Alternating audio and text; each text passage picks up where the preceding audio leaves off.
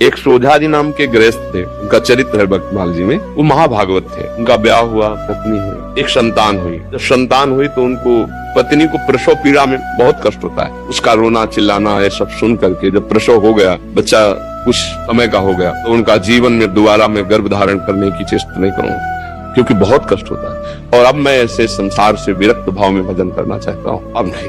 पत्नी से प्रार्थना की कि तुम्हारा पाणी ग्रहण किया है, इसलिए तुमसे हम अनुमति मांगते हैं या हमारे साथ चलो। अगर आप तो घर में सब सुख सामग्री है, बच्चा है, आप पालन पोषण करो, पर मैं विरक्त होकर आज से भगवान का भजन करूंगा।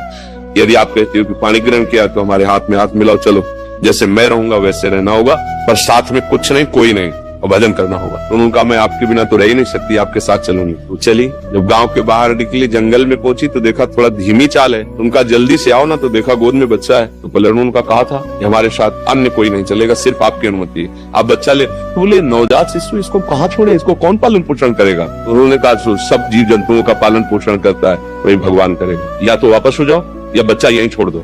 कैसे छोड़, उनका भगवान का भरोसा, छोड़ यहीं बच्चा या वापस जा। वो महाभागवत थे और पत्नी अपने पति को भगवान मानती थी। छोड़ दिया बच्चा। 12 वर्ष तक भजन साधन, एकांत तीर्थों में भ्रमण। जब उन्होंने अपनी पत्नी की तरफ देखा तो उसको एकांत में बार बार क्या हुआ होगा मेरे बच्चे। तो उनका चलो आज तुम्हारे अंदर जो बार बार एक प्रश्न रहता है उसका उत्तर दिला देते हैं। अपने गाँव में आए, बाहर बैठ गए। 12 वर्ष में दाढ़ी बाल ऐसे तो कोई पहचान नहीं।